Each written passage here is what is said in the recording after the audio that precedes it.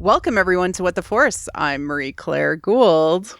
And I'm Missy. And we are your meta-mythic masters, and you are all our acolytes, covering Star Wars The Acolyte from a meta-mythic folklore fairy tale perspective.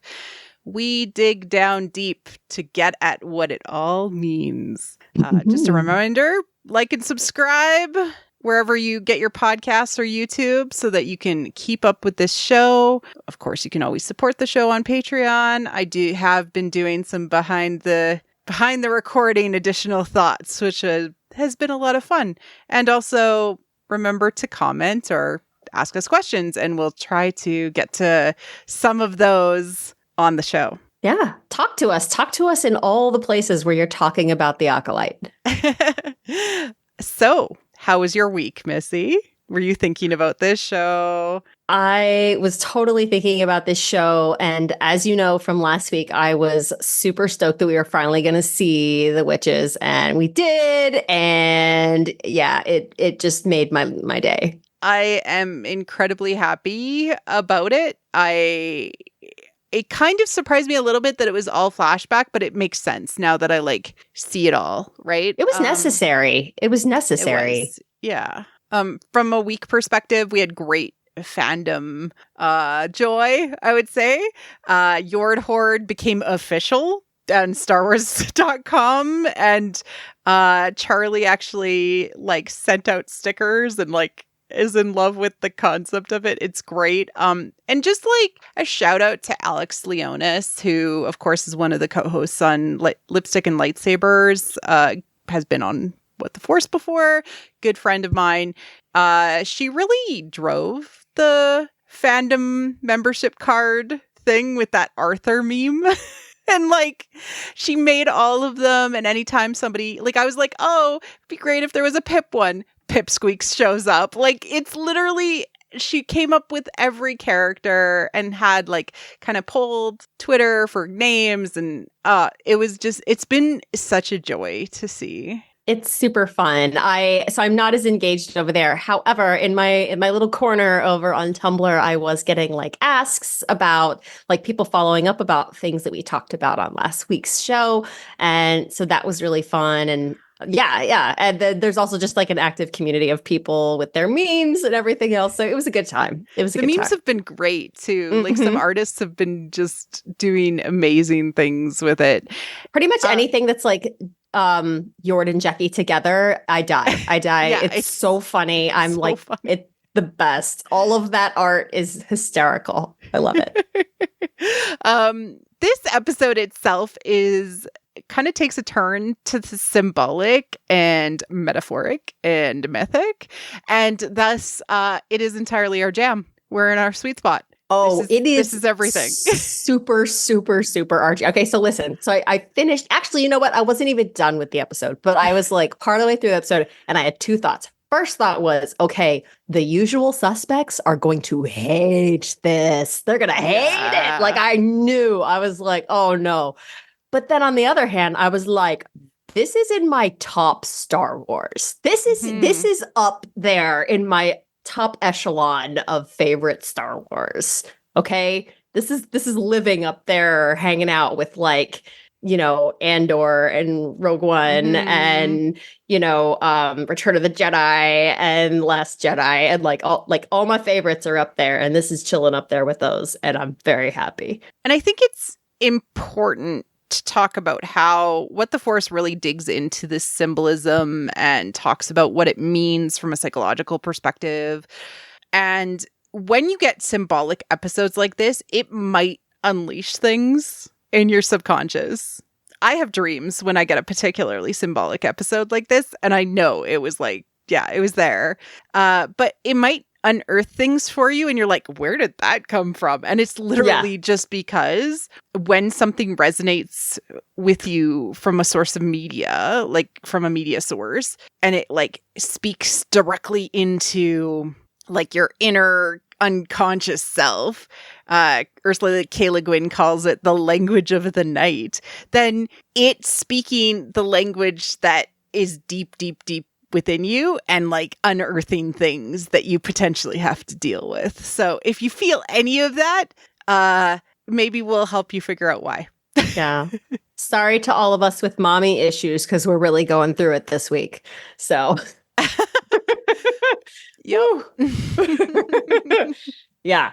But it was interesting. I don't know if I dreamed, but I fell asleep thinking of the show and I woke up thinking of the show. So it's on my brain all day. It's really hard to tear my attention away from it. I'm constantly kind of turning things over in my mind and going like, oh, I didn't even think of that. That's interesting. And so, which is part of the reason why I'm so excited to talk about it with you, because I know you're going to come in with all these other things I haven't even thought of, and it's going to be awesome. So I'm excited. I made so many notes, and I'm sure that the gems are going to come out of our discussion together. Even if like I didn't catch something, it's going to like surface through this discussion. So I'm super, super duper excited about that. Let's dig into some themes and mythic motifs that you might want to pay attention to as we're talking through the episode, just to give it a little bit more like high level context. Did you want to take the first one? Yeah, let me pop over here. So looking at our notes, which as Marie Claire said, we have copious notes. We want to always start back again with consumption. This was huge during Willow. And as far as we can tell, 3 episodes into Acolyte, it's going to be huge here as well. So consumption, again, is frequently, in addition to eating and mouths, we talked about how that teeth helmet is going to be a major example of this motif. In this episode, there's a lot of fire. It's not as obvious, but there's mining there as well. Apparently, this is a former mining planet that the witches came to for refuge when they were exiled. So you can kind of see a little bit of that. There's in the opening scene in the background behind there's like Osho, a cog or something. Yeah, and it's like a ruin of something. So you can definitely see that there was mining here. And we've talked before about how mining is consumption. It's consuming a planet's resources and its natural features. And then the only way to heal that is for it to grow again and have life. So then the other one, of course, that we always talk about is taking children from their families, i.e. House of Atreus. Go listen to that episode. But it's funny because the Jedi are like, we don't do that. And all of us are like, skeptical face. We don't do that, though? Except it's the law that we do it. Yeah. Except that the Republic says we're allowed to. So anyway, like it's the Jedi have separate issues. People that don't want to go, Saul. I left when I was 4. Yeah, like that's okay. We'll get into that. But the point is that like this whole thing, so fire, mining, taking children from their families, these are examples of consumption. And we will find that they are very much in opposition to all of the water and moon symbolism of the witches of the coven. Fertility, creation, rebirth. Yeah, right. All of those things. Yeah, exactly. So we're going to find that as we go through. Definitely keep an eye on it. It's everywhere. Yeah. All right. The next one is witches. Obviously, that's kind of the centerpiece of this whole episode. And these are women who reject the social framework of patriarchy. And then they are labeled this way by the dominator culture. And often they are viewed as consorting with demons or the devil. They're referred to as the devil's bride. And what's so interesting about this is that this is an accusation that historically has been made even when there is no man present or no masculine influences apparently present in these women's lives. And that is the case in this episode. These witches are completely independent of any masculine authority, and they're viewed as dark. And of course, the question when the girls appear is, oh, well, who's their father? And the assumption is that these women are, in a sense, the brides of darkness, the brides of the dark side. Of the dark side, right? And that they have brought about these unnatural children by consorting with the dark side. And so that is the implication here. So what we're seeing in this episode is a reflection of the very real way this has manifested in human history. Yes. And I think we're supposed to feel that way on the first time we've seen this, which will tie into kind of unreliable narrator. And I feel like it was actually a pretty balanced view. Like, I definitely vibed with the witches. But I could definitely see how people would be like, certain terms and certain things they said would be like, oh my God, they're consorting with the devil. Right. But I think that's the point, right? Is that the perspective of this episode was sympathetic to them, but it was also using familiar terminology and things that will trigger certain reactions in people raised in the dominant culture. Yes. So, you hear witch and you picture something that probably doesn't reflect what you're seeing in this episode. Yeah. So very particular choices, like using Carrie-Anne Moss. We immediately had an emotional attachment to her. She's Trinity. The fact that she died right away means that we're kind of angry at the situation, right? And that's purposeful. Same with using the word witch. Has a connotation to us culturally, and is an archetype itself. Yeah. Yes, for sure. It is. And I think the question is whether do these women reflect that, or, are they meant to reveal something different to us? And so it's very interesting. TBD on that, because I don't know what the truth, quote unquote, is yet. And I think that's purposeful from a storytelling technique. Right. And I strongly suspect they're not going to end. It's, they say it in the episode, right? Like, the Jedi are good, the Jedi are bad. It's not but good or bad. The same is true of the witches. The witches are neither good nor bad. They are, they are. Yeah, they're complex. And as a culture, they exist in opposition to patriarchy. But otherwise, like they're people like everyone. And, as the conversation went earlier today on socials, the overriding lesson of Star Wars is that the darkness is in all of us. It's in every person. And it doesn't matter, where you sit on the social continuum.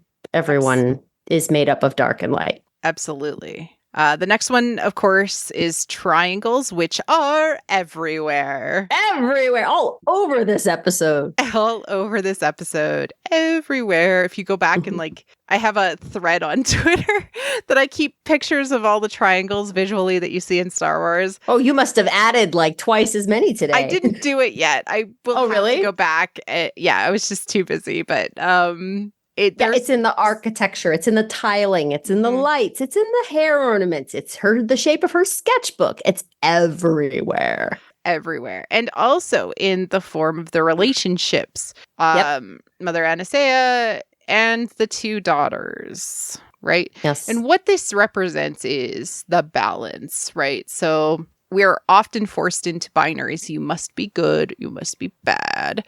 You are looking forward into the future. You are looking into the past, when actually most things actually balance between those things. You're actually in the present. You're not neither in the past nor the future. And to understand that you are in this third unknown state is actually the secret to Star Wars. Yeah. Right. 3 is actually the secret to Star Wars. It is that you are always somewhere between the line of selfishness and selflessness. You are yourself, somewhere in between there, on your own journey. If you make kind of a triangle with your fingers, your thumbs touching on one side and your fingers touching on the other, and make a triangle between the two binaries of Star Wars and life, you yourself are always somewhere in the middle. Yeah. And so the triangle motif, seeing it everywhere, is so fascinating because I've talked about it a lot. Well, it's interesting because I don't know that there's anywhere else I can think of where they had it recurring as often in a small space the way they do here. Obviously triangles have appeared throughout Star Wars, to your point, but to have them be a very clear and deliberate design choice in a single episode over and over and over. That's purposeful. They knew what they were doing. Yeah, they show up a lot in the dark side conflict often. So I think that that's also like the holocron itself is like a three-sided pyramid. So they show up in places, but the triangle is still ultra important in Star Wars. Yes. And if you're not aware, Marie Claire also has an existing episode about that. Triangles and threes. Yep. Check it out. Next one. All right. Maiden in the Tower. The second they were like, oh no, why did you leave the fortress? I was like, oh, Maiden in the Tower. There it is. Okay.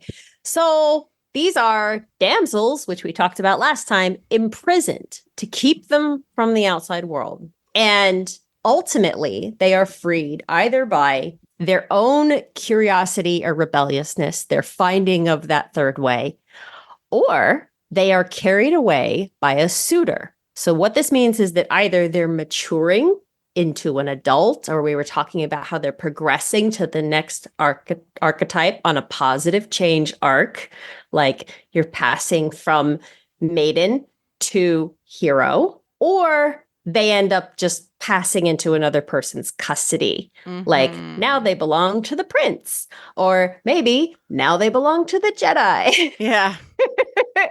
So that is something you definitely see a lot here, is that these, both girls are maidens imprisoned in a tower. And ultimately what happens to them? They end up, you have May going through a negative change arc, and you have Osha sort of just remaining a damsel, but passing from one person's custody into another. Yep, exactly. So and what's sad is that Osha was on a path before that happened. She was on a path to maturing away from her dependency. And then it got about that later. Yes, it got cut short.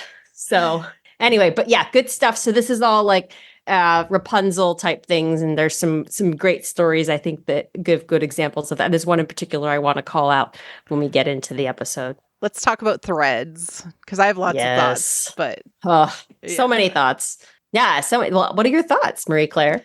So the thread concept of the Force is not different than Yoda's version of the Force. But it allows for something that I've always wanted to explicitly be called out, which is that Force users have the ability to pull the thread and change fate. Yep. It is literally the point of being a Force user in the Star Wars galaxy, is that Luke steps in and is told by everyone how it's going to play out in Return of the Jedi. You will turn, you will do these things. And he's like, nope, I'm not gonna. I'm making my own choice. And choices in Star Wars need to be able to change fate. And so there's a lot of like weaving and tapestry related symbolism in this. And it's everywhere as well, down to the willow tree.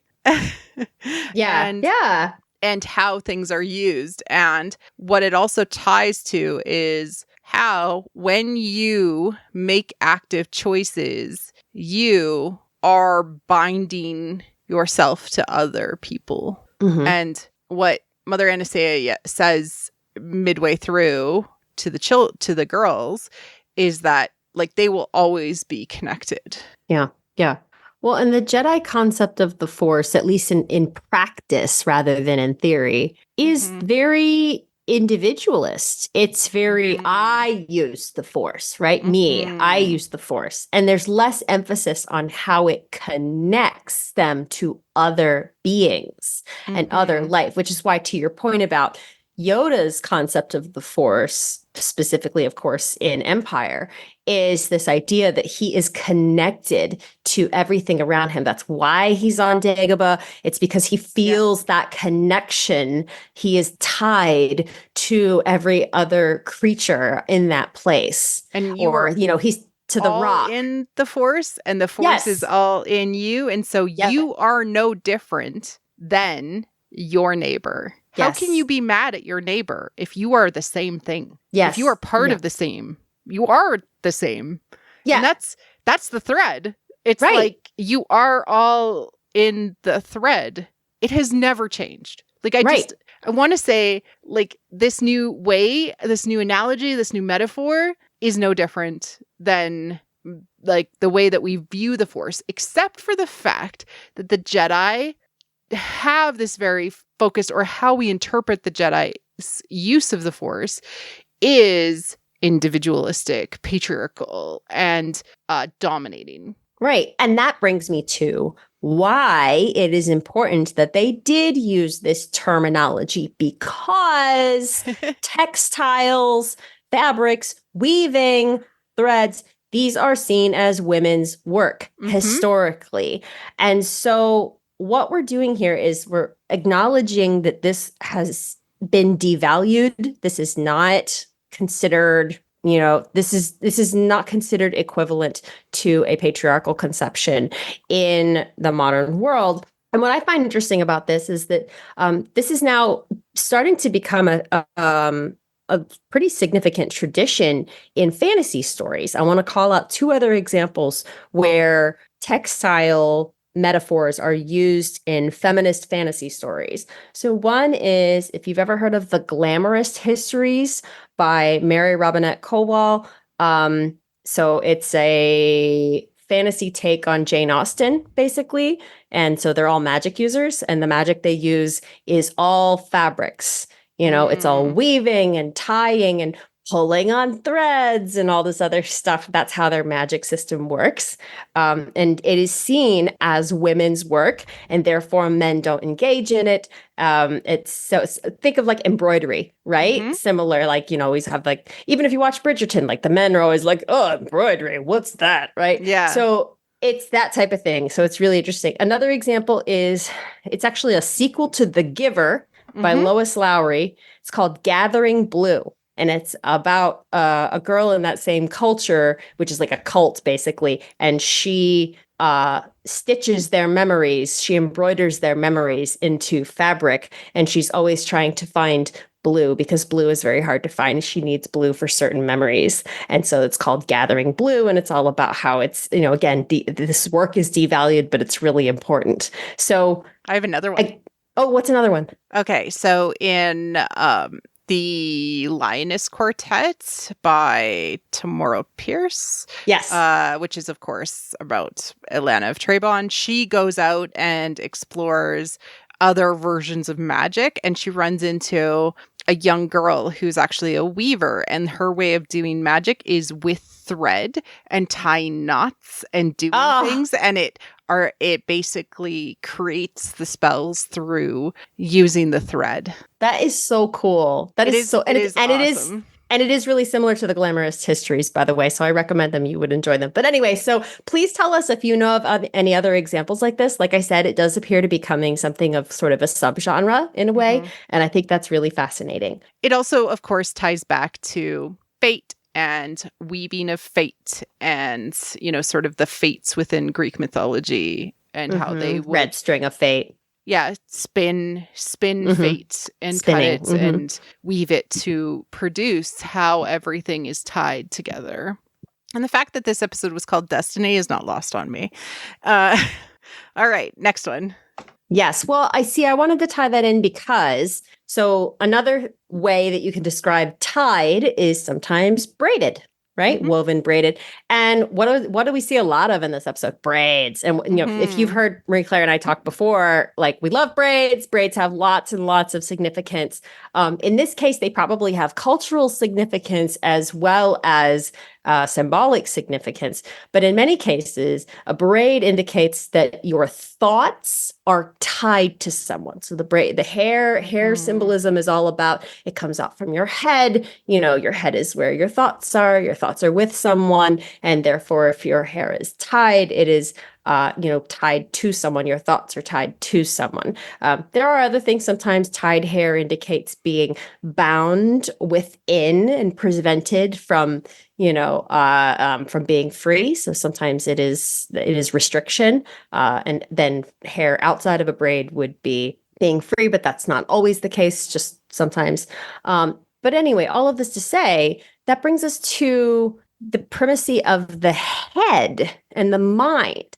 So what we're accustomed to in most Western storytelling is everything is your heart. Follow your heart, and everything. But that's actually not the case the world over. And this is where I want to do a plug for our very kind friend Helen, who runs Mythological Africans. She has a Substack. She's on Twitter. Please go check her out. Super, super cool. She has so much great stuff. And what's very cool, a weekly newsletter that's amazing. It's so good. It's so good.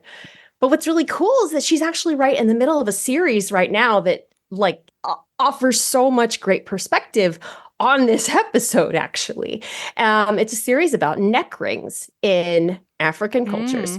And in particular, she talks about how the neck has significance because it holds up the head. And so what I'd like to do real quick is just read here a little quote from one of her more recent newsletters she has, or essays, where she talks about how the head is viewed in some of these cultures. To most African peoples, the head is where the spiritual power resides, and nowhere is this made clearer than in the spheres of art, philosophy, and in some cultural practices. The Bambara of Mali believe that the head is the summing up of the human personality, since it is the major sense organ through which humans receive impressions from and communicate with their surroundings. Similarly, among the Mende of Sierra Leone and Liberia, the head is the center of life, completely superior to and master of the body. This understanding of the head as the most important part of the human body has metaphysical implications. To the Yoruba of Benin, Nigeria, and Togo, for example,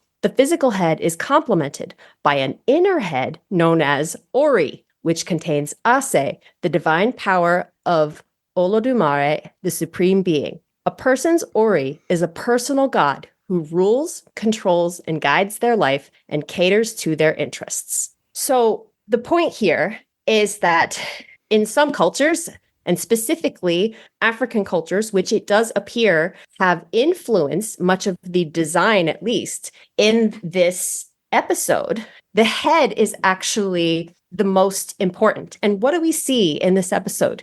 We see the paint, the ritual scarring, as you mentioned, on the head. And it is given to May. It is intended to be given to Osha. And it is your mind. Your mind is with, your head is with your people, your culture, with this coven. We are tied together. Your thoughts are with us. And so the braids and the that same kind of ritual paint, that is all the markings. That is all the same. It is saying, this is where your mind is, which is the same as saying, this is where your heart is. The braids themselves, they talked about on StarWars.com and how they're traditionally made with clay or mud to bind them together. But because of how long filming was, they ended up having to use an acrylic mix to make the braids exactly like the feel.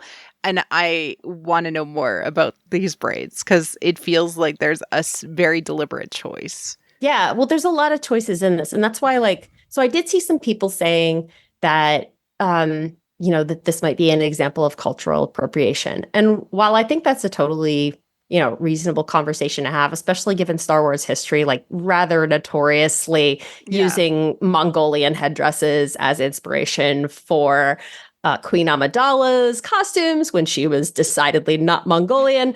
That's a good example of probably crossed the line into cultural appropriation. And there are many other examples across Star Wars. However, I do think there's also room for inspiration when it's with thematic intent and respect. So, I really like what they did. Yes, I really like what they did too.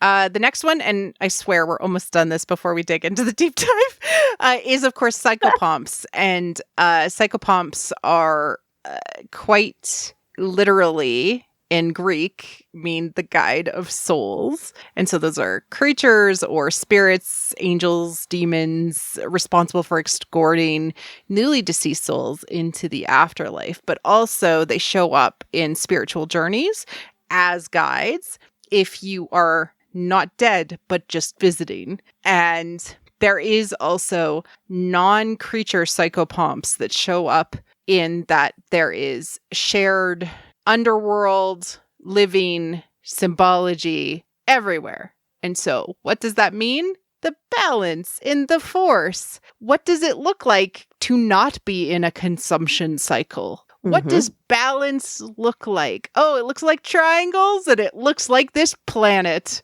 Funny cool.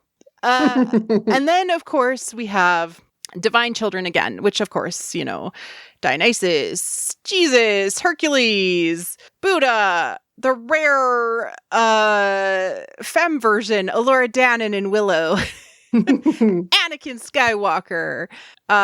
Twin girls are super duper rare when it comes to divine children. Twins are rare, and twin girls are even more rare. Listen to our last episode if you haven't already. We go into twin divine girls a little bit more. But let's just quickly say they represent, divine children overall represent a large change on the horizon. They're like heralds of change because they themselves represent healing, rebirth, transformation, and apotheosis, because a divine child is the outcome of an alchemical union, which is when you have a union of opposites, you create a koneniko, which is the divine child. It is like when you have a union of opposites, you create a baby. And so if a baby who is a special golden child shows up, it means that your society in general is under the heralding of a rebirth. And when they grow up, they're going to become the leader of that society that's going to change everything unless everything goes off the rails and everything goes out of whack. Grogu, Baby Yoda, is an example of a divine child. Yeah. It is the elixir. It is the thing that is prophesied to heal. Right. Right. And that's the point to remember. It is the elixir, and therefore it is symbolic. Like, don't get confused. You know, a lot of times it's a literal child in story, but it can be many other things as well. Let's dig into some fan questions and then we'll get into the episode. Yes. And for the record, thank you so much, everyone who reached out, who had anything to say, even if it was just like an emoji or something. We really appreciate everybody engaging and chatting and getting excited about the show. It really makes me feel good when people are like, this was great. I'm like, yes, this was worth it. So yes. All right. Dragon Debbie says, Master Torben felt guilty enough over what happened to commit suicide rather than expose the Jedi for what they did. We see May setting the fire, but do we think that the death of the Coven is actually the fault of the Jedi? It seems like there's more to this story. Yeah. You get to answer first. I definitely think there's more to the story. That's for sure. I think that it's very evident that even though the Jedi likely did have the best of intentions, it's very evident that something went horribly wrong, because it was enough that, you know, to this point, Torben was haunted by this. This was 16 years ago. And in the previous episode, they said that he had been under the Barash vow for 10 years. So this dude was not in good shape. Whatever happened out there totally wrecked him. I think, Ruth, you mentioned he had like a receding hairline. His receding hairline.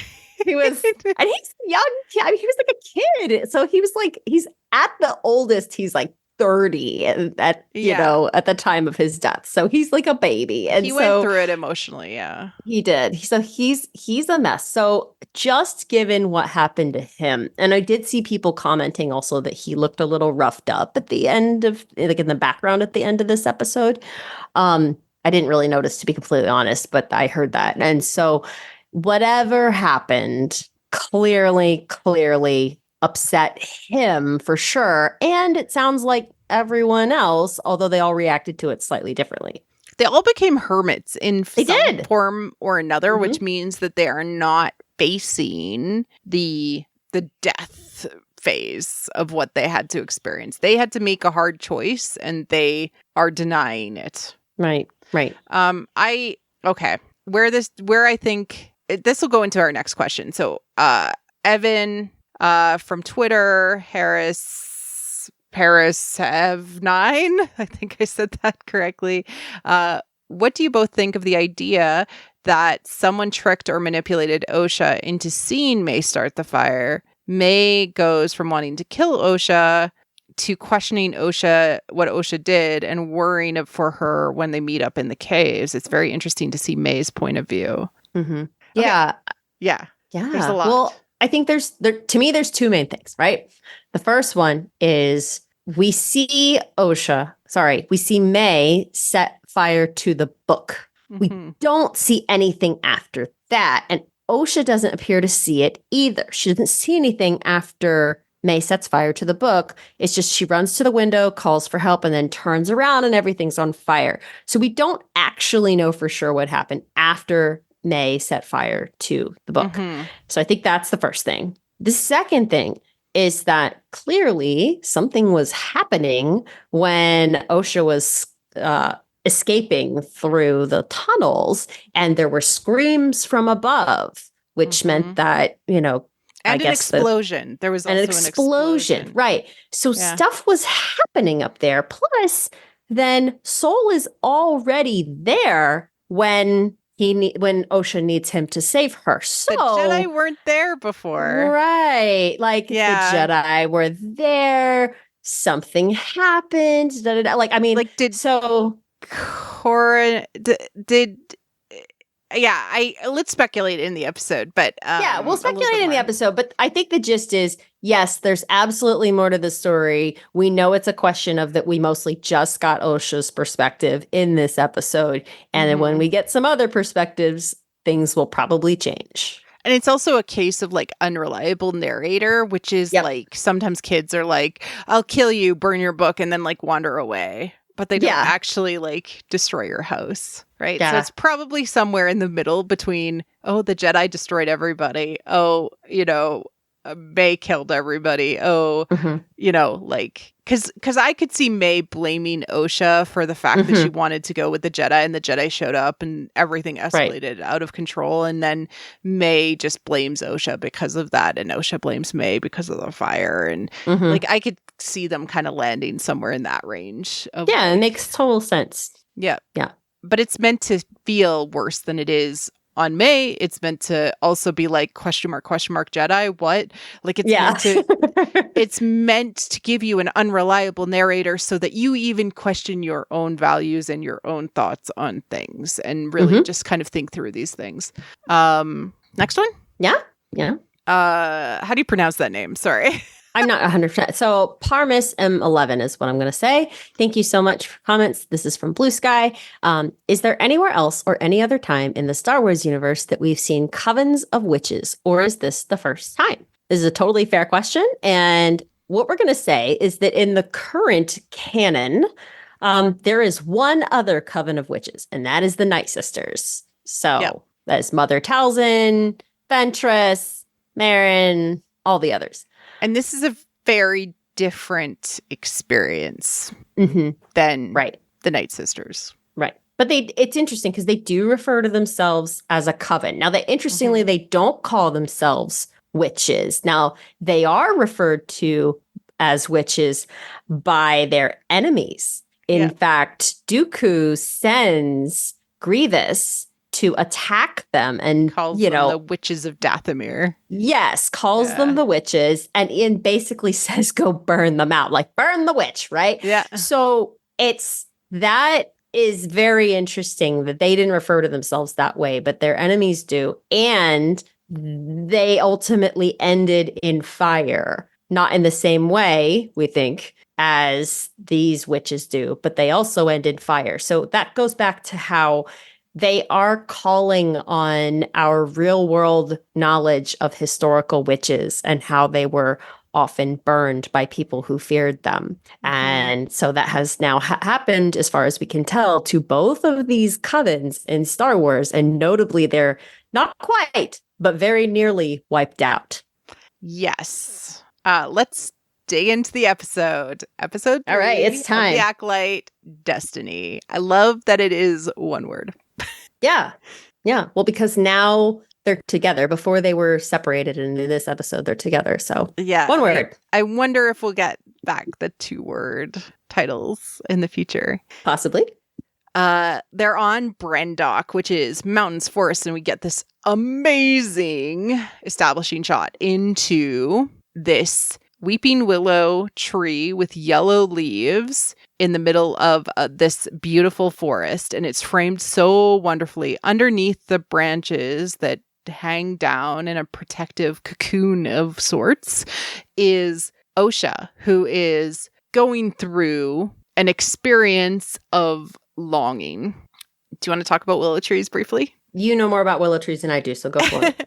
Okay, so they're associated with medicine and the underworld. Willow trees specifically are part of the, like, they can find the ingredients that you need to create aspirin in them. So it's like healing. But trees themselves are a form of psychopomp in a way, in that some cultures actually believe that children are born from trees and that climbing is ascending to the heavens or to the other spiritual realm. And trees themselves are half in the ground in the underworld and half in the sky, touching the heavens. They're this giant bridge between this world and the next. What's really cool about this tree in particular is it is yellow, and so could be associated with, fertility itself, immortality, maybe even a saffron-like yellow, and it produces that in itself leans into that fertility idea or rebirth. It's also gold, and gold is associated with the divine child. And yeah. a lot, immortality, right to rule. We'll get more of that sense too. The tree is Ubuntu, which of course is poisonous as well. So it's not just like something that is life, it's also death. So it's a metaphor for the force. Right. Yeah. And there's the mushrooms on the trunk as well, which are also death. Feeding life. Yeah. And they're like an opposite color to the yellow. And so you get these color contrasts in the moons and in the tree and in the balance between those two. But it was her finding sanctuary in the wilds, which is often where women who are not understood have to go to find themselves. The wild woman archetype, etc. Well, it's another maiden in the forest. Yeah. Like she escaped into the forest, right? And she's experiencing a transformation in that she is deciding she doesn't want the path that is being given to her. We see a most Star Wars-esque butterfly, which is actually based on a sea angel, which is really cool. Oh, that's so cool. But again, a butterfly is a psychopomp. So it's this spiritual guide between worlds saying, hey, hey, maybe you got to go on a journey. Hey, Link, listen. And she's kind of playing with it with her abilities. But not just playing with it. Also, it lands on her finger, just like she's a princess. Birdies. Yes, just like the birdies land on the Disney princess fingers because she's a damsel. Yes, exactly.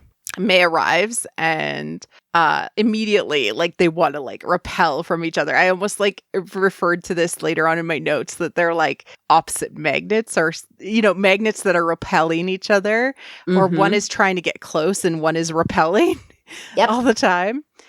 And she's like, when I can't find you, I know where to look. Okay, so we just talked about how this tree is the force. Yep. So we know May, when she cannot find Osha, finds her in the force already. We've seen that in the show. Right. The bunta tree is so beautiful, but it's dangerous. Only if you eat it. Consumption only if you are consuming and not living in balance, not living in harmony with it. And of course, May holds the butterfly in a very aggressive way. Osha protests and why'd you do that? And then why'd you run away? And then Osha shares that she's hesitant to do the ascension. how Osha is feeling, and like this, like, not something's not quite right. This isn't quite for me, is how all heroines feel at the beginning of their internalized transformation, which leads to a separation from the feminine, especially the mother. And we actually get blessed with 2 mothers. Yay! Gay! Yep. Yay! Woohoo! Yay! Yay! Say yay! We have the 2 good mother, and we have the negative mother or dark mother. Yeah, She's kind of wild mother-ish, but and it's important because we actually have dual protagonists that we actually get double mother. Yeah, there. it's really nice. It's really, really great because it also kind of just lends itself really well to this complexity that they're working with, where no one is truly good or bad. And part of the way that you illustrate that is by always having someone there in opposition. So, no one can ever be 100% right because there's someone there questioning them. And they have different perspectives, and that's viewed as good and healthy. And that's really, really important. Speaking of which, I want to note that they say their little rhyme there again in the forest. And as they do, they put their hands together and they turn in a circle. So it's very similar to sort of the yin-yang single symbol that we've seen elsewhere. And it's also interesting because that's a point where they choose to put their hands together. And for most of the rest of the episode, they have to be kind of forced to put their hands together. Yeah. But it's that there is a brief moment of unity that they have in this episode. And I think that this ties to the eclipse motifs that we see everywhere, and how the eclipse is either hunting or chasing union. Yes. And that was another one. We didn't really, review that in our sort of starting themes and motifs, but obviously we saw a lot more eclipse in this episode than in previous episodes.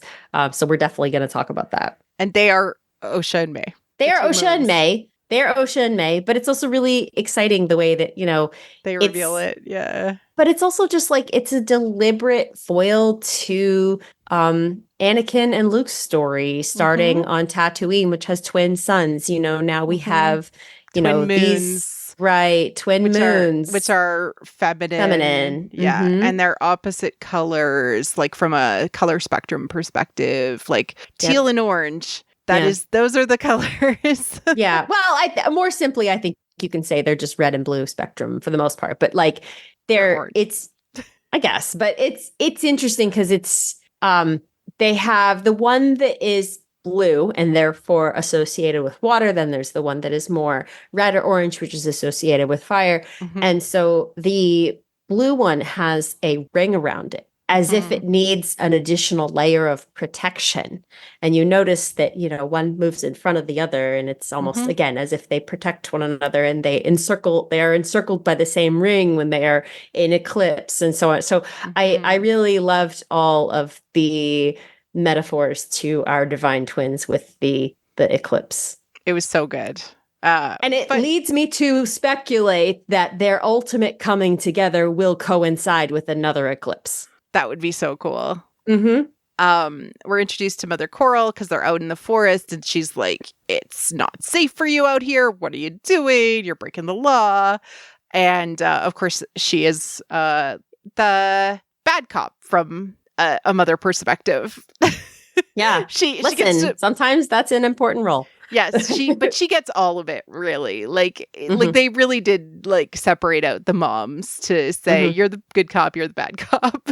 Yeah, and her name's another homophone for Coral. So again, ocean reference. So there's a lot of ocean references in this episode.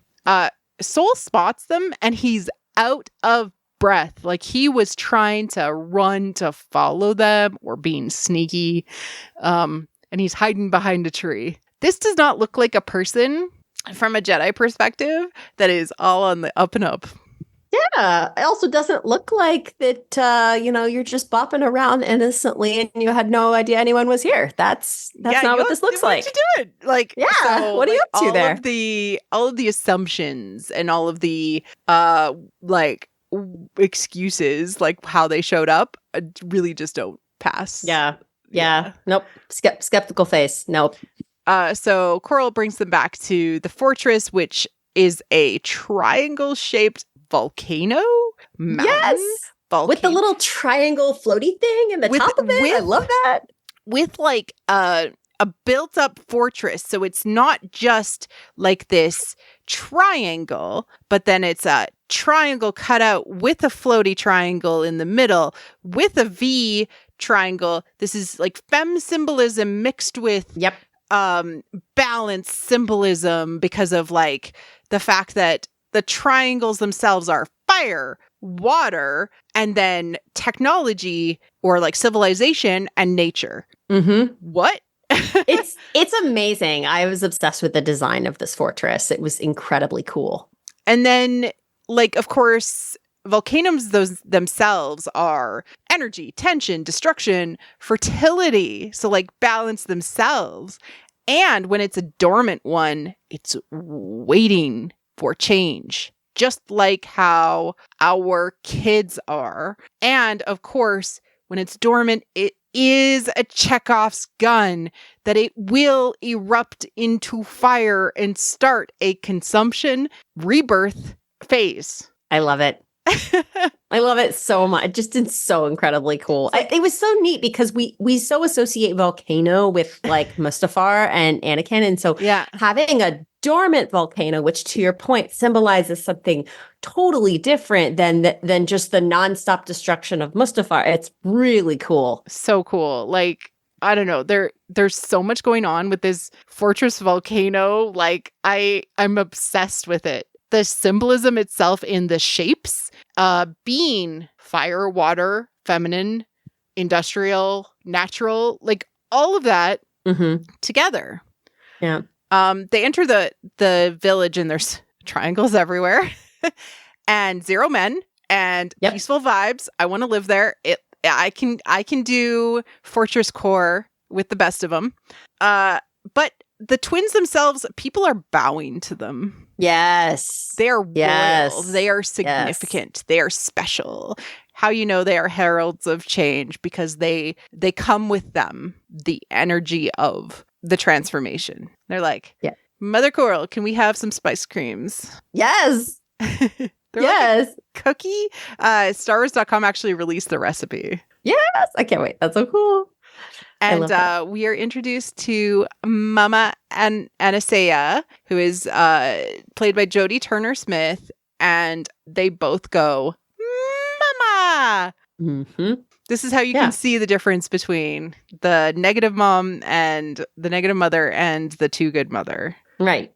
Especially since she's like, oh, they're children. Let them have sweets and everything. And, you know, and when Coral raises her concerns about them, she's like, oh, it's normal development. It's okay. It's fine. And like, you know, on the one hand, that's great. That's great that she is, you know, kind of she's a safe place for them, and that's great. And she's very loving and affectionate and supportive, which is not something we often see in Star Wars.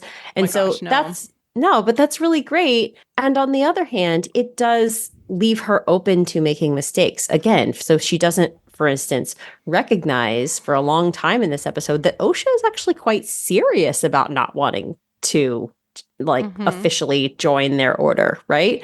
And I don't think she really took come around. Yeah. Right. She didn't take her seriously for a long time. So it's interesting how even though she's clearly a wonderful mother, she also has these blind spots because she just is like, these are my children and I love them and I want to take care of them and they'll be fine and they're safe here. And I want to say, like, mothers that we see archetypically in stories are not necessarily the mothers that we get in like real life. It's sometimes they have to play an archetypical role, which is we love Mother Anasea, but she does have blind spots because she is something that is representative to our main characters, which is a too good mother. Yeah. And in some ways, like, you have to learn to grow a protector to escape and become your own hero from your too good mother, because your too good mother's wants to protect you and keep you bundled up in a child for forever. Right, and they make you vulnerable to predators. That's what happens. You become damsels, like, permanently. Yeah, exactly. Yeah. So we have this a very interesting conversation about how with Coral and NSA, and the touching, like, okay, so we've literally had the intimacy coordinator in every episode. Yeah, you saw it again. More and more and more. It's like one moment every episode, but we've gotten it every episode, and I can point it out, which is when she like touches Coral's face and is trying to comfort her and say like, hey, we've got this. And it's like, no, these twins, they're special. They're like really special. Like, yeah, like really, really special. NSA, like we're both invested in this, but I lean to you because you're the leader. But like, I care too, right? Yeah, obviously. It was such a normal parental conversation. I loved it. And yeah. These are the mothers who raised me. Yeah. Yeah, exactly. My mothers who raised me. I love them. Yeah. I love them so much. Like, Coral cares so much. She just comes off as so fierce, right? She's very mama bear. She's very like, I'll do anything to protect my kids. And you know, that's why she lashes out later, like why she tells that bold-faced lie to the Jedi. There are no children here. Like, okay, that was yeah, like, and then the book is like, yeah, really? Like, yeah, exactly. But Anastasia says to the girls, like, you have to come and do training. And so she introduces this idea of the thread, and it's woven through all of existence and all living things. So very much like the fates, as we talked about at the start of the episode. And she says the lines from The Last Jedi, it's not a power that you wield. My gosh. Yeah. You pull the thread and everything changes.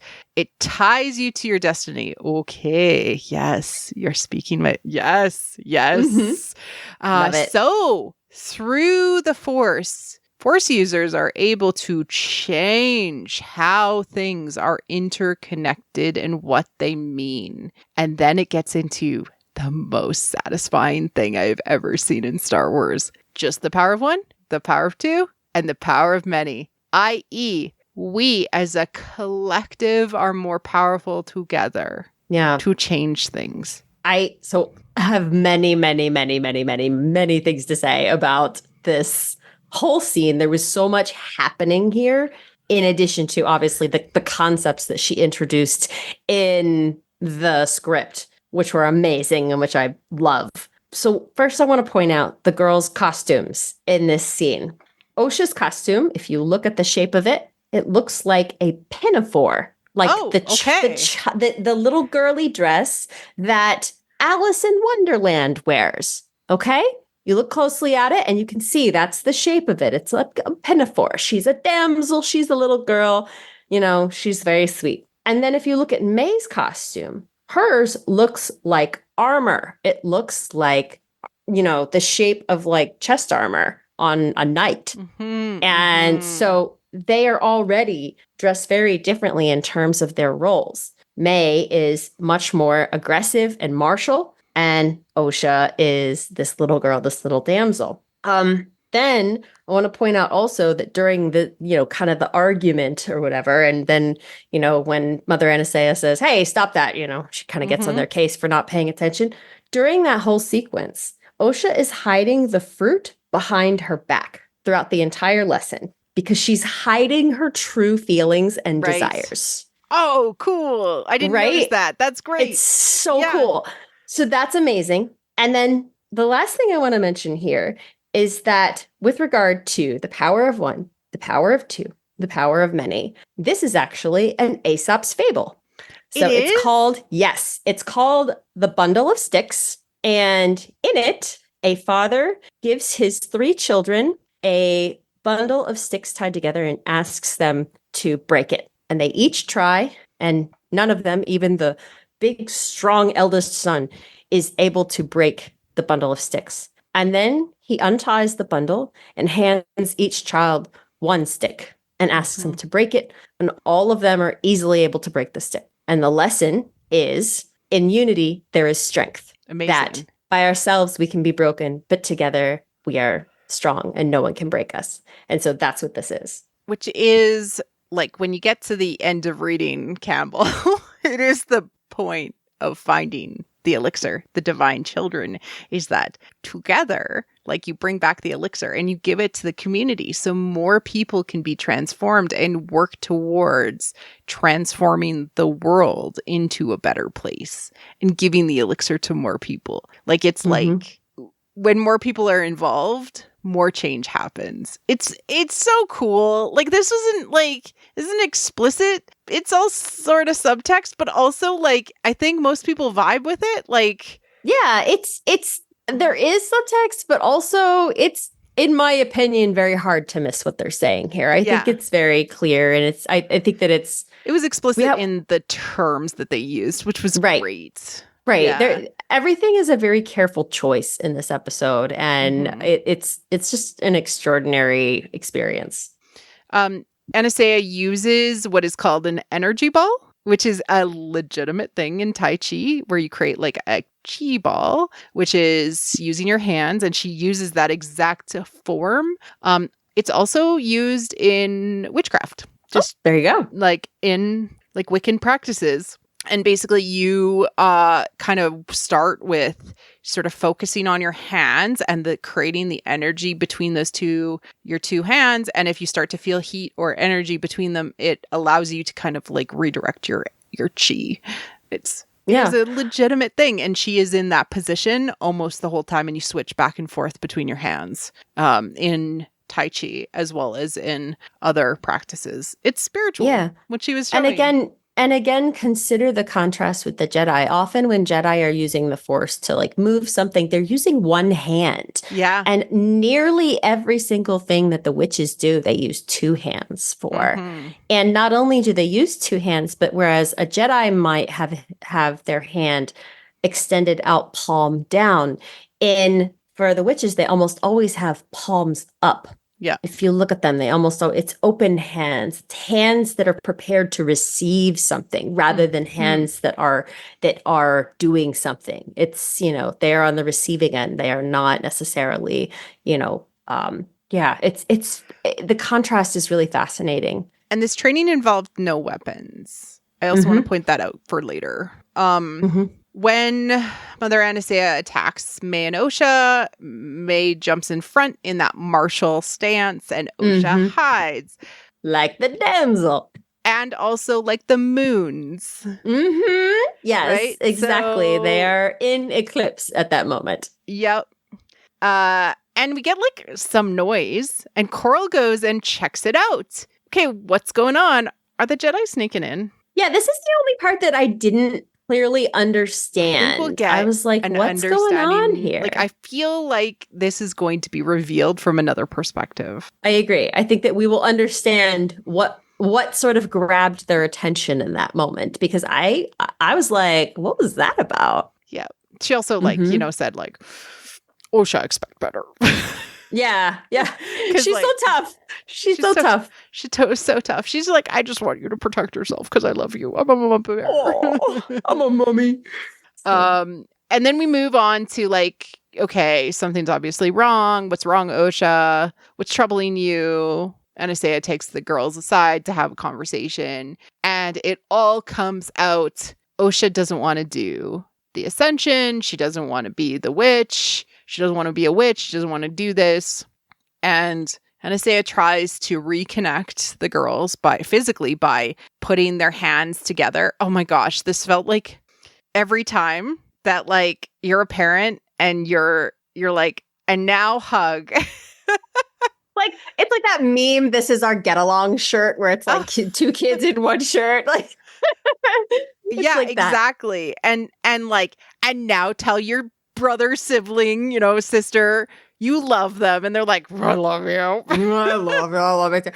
But that said, I want to go back to the dyad concept and what we've talked about here about how divine twins and a married couple, listen, they are mythically interchangeable. They're very similar. The way that she puts their hands together, and especially when you consider it together with what she said about tying and binding, it's a hand fasting tied ceremony. You together. Okay, so in the womb. Yep. This is a hand fasting. They are married. That is a dyad. And then they use dyad terminology throughout this scene. So the ascension is about walking through fear, kind of like a marriage, about sacrificing part of yourself. This is really key because in the dyad conversations, which is Joseph Campbell talks about it in his book, and it's also talked about in how he talked about his own marriage. When you get into a relationship with another person and it is like a marriage or something that is larger than life like this, you sacrifice part of yourself to be in that. You sacrifice to the relationship. And the idea is that you are stronger than the sum of your parts. Even if you have to sacrifice a bit of yourself, you are stronger and more powerful together. And so like the idea of like sacrificing part of yourself and the thread tied together, the hand fasting concept, like this is a dyad. I don't know how else they can make it more clear to us right now. Yeah. But also, like, even just telling them, tell each other you love each other, even though, they act like kids, like, oh, I love you. Like, they're not into it. But I want to point out that, like, when George Lucas still owns Star Wars, characters said, I love you out loud. Yeah. This has been the first time in a while. The last time that I can remember a character saying, I love you in canon is Return of the Jedi? No, Jin and Galen Erso, when they separate at the beginning of the movie, he gives her a hug and he says, I love you, my Stardust. And she says, I love you too, Papa. Oh my God, it's been years. But that's how long it's been since I can remember. And listen, if someone else knows of another place in canon where characters have actually said, I love you to one another, please tell us, because my problem is it didn't happen at all in the sequel trilogy and I'm still mad about it.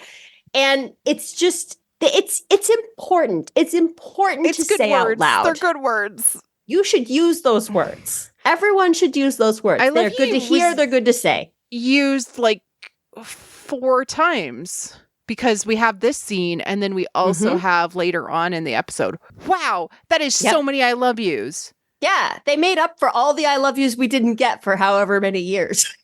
All of the I love yous I've missed.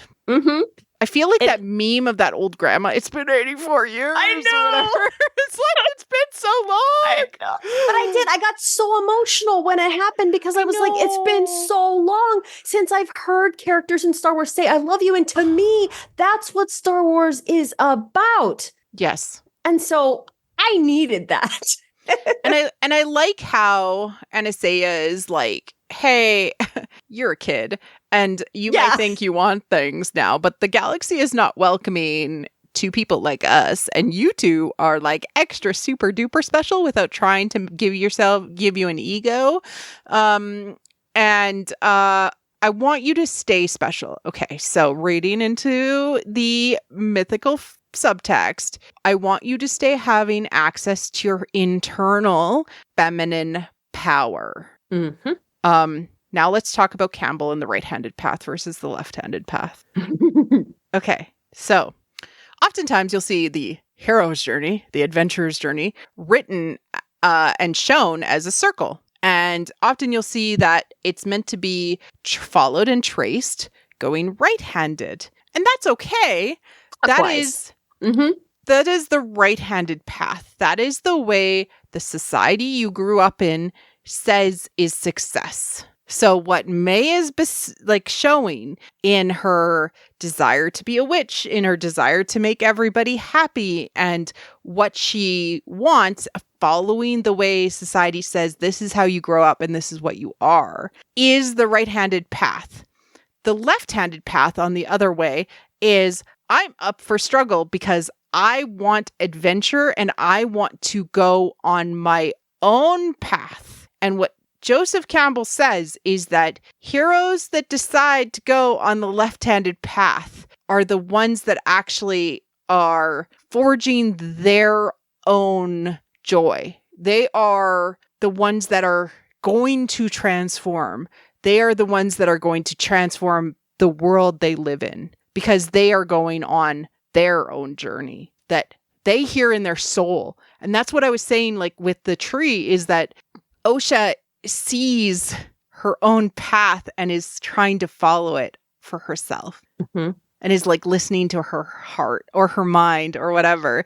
She's following her joy. And that's why if you're thinking, oh, well, what was the right choice for her? Was it the Jedi or was it being a witch? The point isn't that one choice is right and one choice is wrong. The point is it needed to be hers, independent of any other influences. It had to be her path. Yes. And that is the key. May's path was fine too. Like, I just want to say that, but it's what her society she grew up in expected of her. Right. Which is not going to change the society. You're leaning into it. Right. And that is why ultimately they will need to come together and find the third way. Yep. Because it's not this path or that path. It's the path we make together. Yeah. It's the, Rumi quote, out beyond right and wrong, there is a field. I'll meet you there. Yes. So good. Pulling out Rumi. Yeah, that's right. Nice. We flash to the double crescent moon, which of course, the moon, especially in its crescent form, is rebirth, fertility. Yes. We have the red in front and the blue behind, just like how May and Osha presented themselves previously. And also so a red moon, a blood moon, that is a full lunar eclipse is what creates that effect. It is associated with periods of great change. It is definitely associated with women, blood moon referring to menstrual cycles as well. And notably, to kind of go back to how I do wonder how much African folklore influence there is here. There are some eclipse mythologies that suggest that when the eclipse is happening, it is because there is some kind of conflict in the heavens, and the only way to resolve it is to heal your feuds on Earth. Oh, so you have to heal all of your conflicts with other people so that the celestial bodies will do the same. Yes, let's do it. So I thought that was kind of cool. I was like, oh, nice. But yeah, we're in eclipse. It's incredibly the girls are getting their hair done, which I am obsessed with. I'm obsessed with every costume in this entire episode, but I am obsessed with the fact that we see little girls getting their hair done and getting to dress up in special clothing. And I think the only other time we saw this happen was with Leia in Kenobi. Right. And I'm obsessed. Osha's drawing in her little triangle notebook. And we see later that she's actually drawing kind of a more fiery version of the Jedi symbol. May asks to see it. Osha's like, nah, I want to have my own things. We are not the same. We're the only children here. That's why we think we have to be the same. And again, this is a repetition of the right-handed, left-handed path thing with May saying, everything I need is here. And Osha's like, no, I need something different. And that's the key sign that you're like on a left-handed path journey is like, nothing is right, everything is wrong, and I need a change. That's the left-handed path. That's the big stop sign that says, hey, you're about to enter into one hell of a transformational journey. Right. And you could be on the right-handed path for a while. You're doing exactly what society wants you to do, what your parents have told you need to do. And then you could be like, whoa, stop. I need to transform and go the left-handed path. Right. Yeah. Yeah, you can hit the brakes at any time. The Ascension ceremony is squad goals. Yeah. Yes, it is.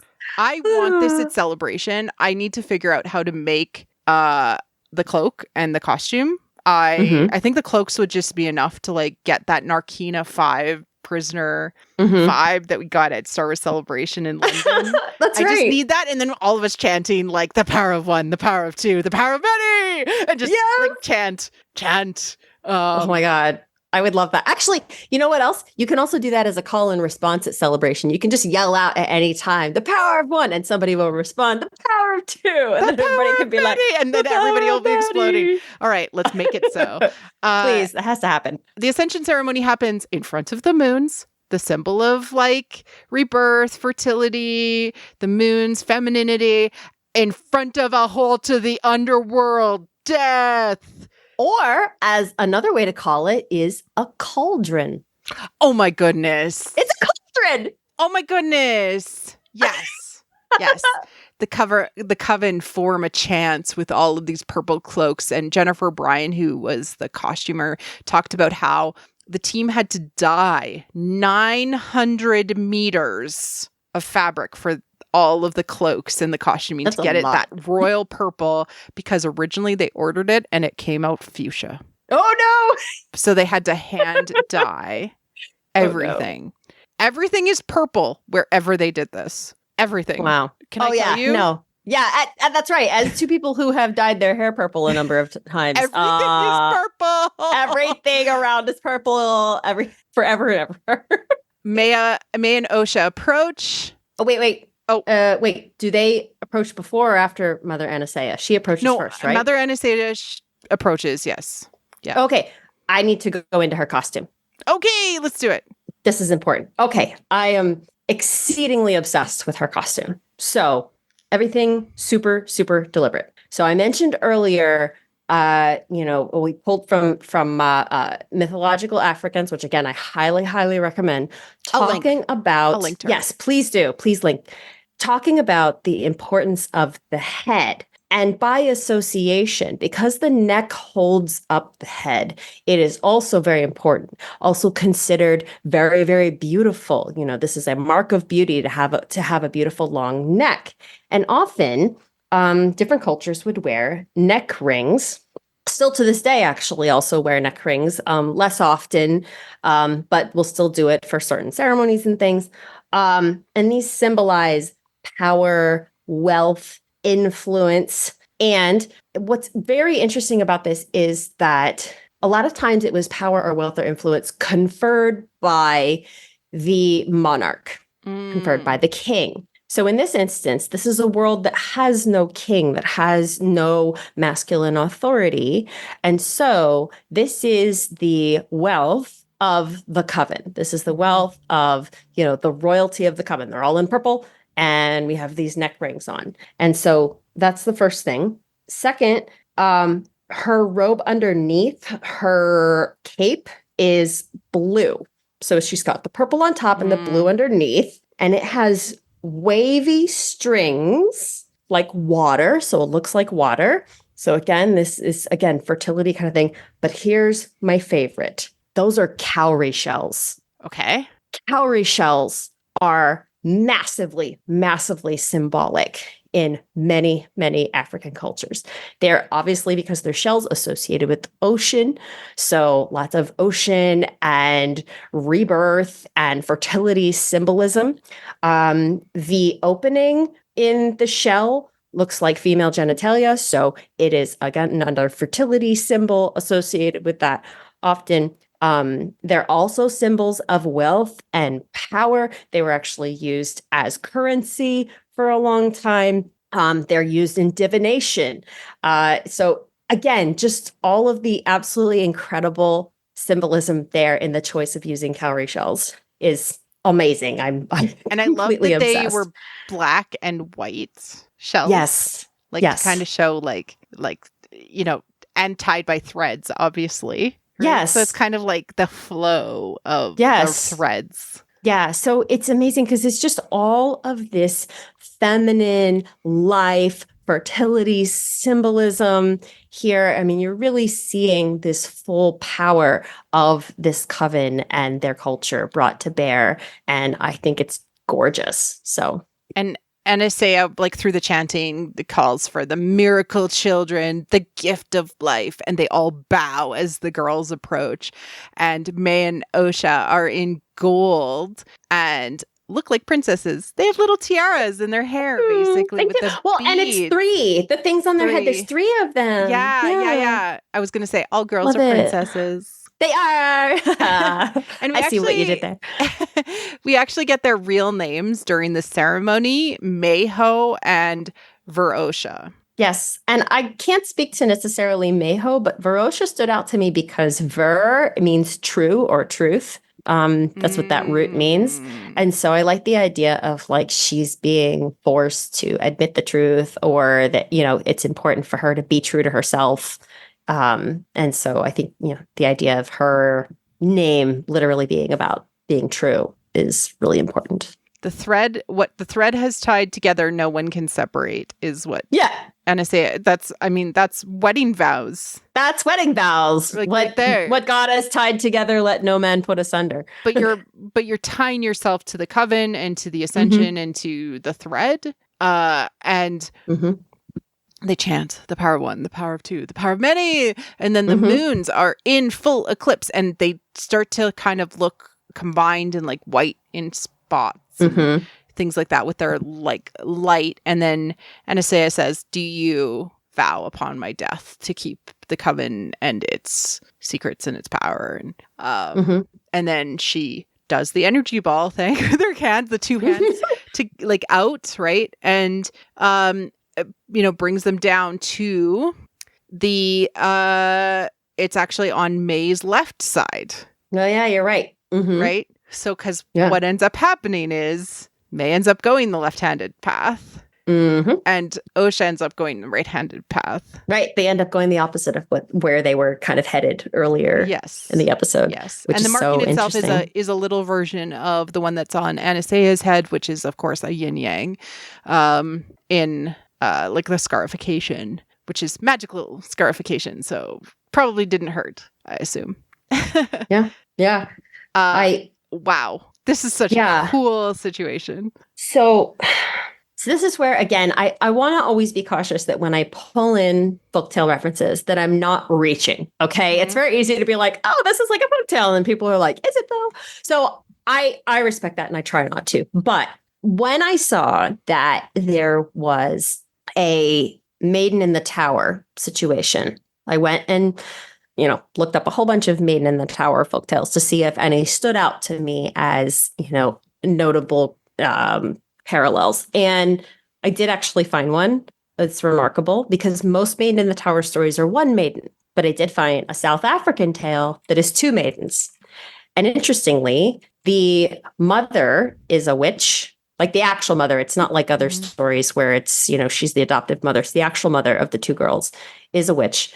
And she eats people, but she obviously isn't going to eat her own children. But what she does do at one point is she consumes the flesh from the cheek of one of her daughters. Oh, wow. Okay. And because of that daughter is actually unable to leave her. So eventually when the suitor comes, he takes the untouched daughter, the one who has not had the mark on her cheek. And she's the one that leaves. And I was like, whoa, because, there's the mark now on May, which shows that she is tied to her mother, to the coven. She, in a sense, cannot leave even after their deaths, right? Yeah, but Osha, sworn. Yeah. Right. But Osha said, I do, but she never got marked. So right. And she didn't mean it. So, but like Osha is carried away by soul to become, as we said last time, sort of the bride of the light side, so to speak. So she is carried away because she was not marked by the mother. So cool. I know. I'm slightly obsessed. We have people interrupting the ceremony as she's about to be marked. The Jedi sliced the platform. Whoa. And then what does Mother Anastasia say in response? Put away your weapons. No violence. So we already see this contrast between the Coven and the Jedi, who have obviously broken in. It was like a no-knock SWAT raid. Yeah, it's true. All Jedi are monsters. Sorry. A-cab, Jedi, A-cab. I know. Listen, we love them. We love them so much. But like, no, let's just be real here. That was not cool. They were in the midst of their Coven-y stuff. And you just like sliced the platform. Yeah, what are we doing? Just like busting in. It's none of your business. Go away. What is that about? And like, yeah, so Indara's like, so we just like happened to trip in here. And we thought this planet was uninhabited. Oh, sure, Jan. Yeah, you did. Sure, right. Yeah.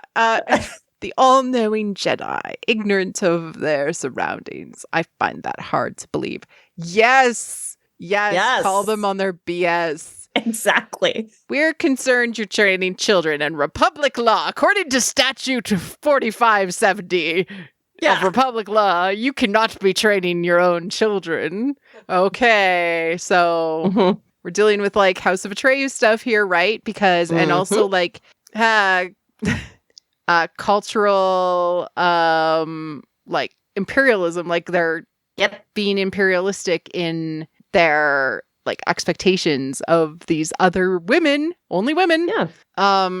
Brendock is not part of the Republic. Yeah, but that clearly isn't going to stop the Jedi from imposing Republic law upon them, hence imperialism. Exactly. Soul comes forward. Osha is drawn to Soul, of course, but he says, "Who's their father?" Yeah. I mean, this feels like every single online conversation about Rey's parentage ever, and I'm just like, who cares? I mean, I'm actually really happy. Like, I mean, we don't know what happened 100%, but I'm really happy that they just like told us that immaculately conceived or magic or whatever, right? I'm in vitro fertilization. Yeah, whatever. Right? Like, I don't care. They're created, okay? They're created, that's it. Yeah. There was no father. And like Osha comes forward, May comes forward. They kind of are like, whoa, this one has a marking. Oh no. That's bad. But Soul offers his lightsaber. First they're like, hey, is this gonna slice us open? And he's like, no, Osha, it's a talisman. And we've seen this offer of a talisman before in Luke Skywalker. It is the magic sword. But the meaning behind the talisman is driven from what it represents to the character and also why it is offered. So for Luke Skywalker, the magic sword represents his legacy to his father, Anakin Skywalker, and also the desire to fight for good and justice and to use the weapon to fight for the good side. And if you happen to fall to the dark side, it would turn into destruction. This is also important because when she looks at it and takes the lightsaber, it's actually about accepting the masculine into her life because lightsabers are incredibly phallic. And so this is the Jedi and the Republic and the patriarchal culture, dominator culture. You need to separate from the feminine and play in the boys' club for a while, which is part of the heroine's journey. All of this is symbolic, but yet it ties to the heroine's journey perfectly. Imagine. Right. And what we're referencing is Maureen Murdoch's book, The Heroine's Journey. We do go into that in greater depth elsewhere. But please do go reference that because you'll see all the stages of the journey and clearly see that this is the moment where she associates with the masculine and separates from the feminine. Exactly. And I do also think that this is going to tie to the stranger talking about weapons and the Jedi and the Acolyte. I didn't think of that. Good. Yeah. I don't know what it 100% means yet, but I do think that this is going to tie back to that a bit. Okay. Mother Anastasia looks at Torben and says, "No, child, you have black eyes now." And he's going through something. Yeah.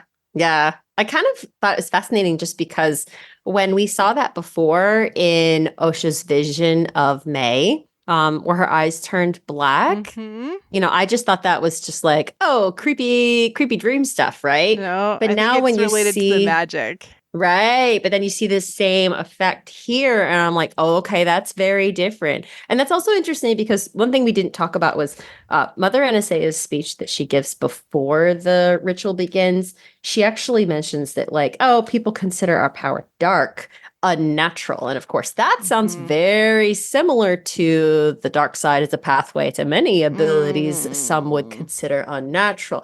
So while they're on the one hand trying to say like, calling us dark is reductive, which is true. That's not really accurate, or it's not to say that dark is inherently bad, right? But on the other hand, are there similarities to the Sith? Yeah, absolutely. definitely. I think that the Sith, and again, we don't know 100% how the Sith were like formed, etc. And I hope that they do that story at some point, at least in like new canon, current canon. But they're outcasts from the Jedi, right? And so anything that is not the Jedi is wrong. Right. Yeah.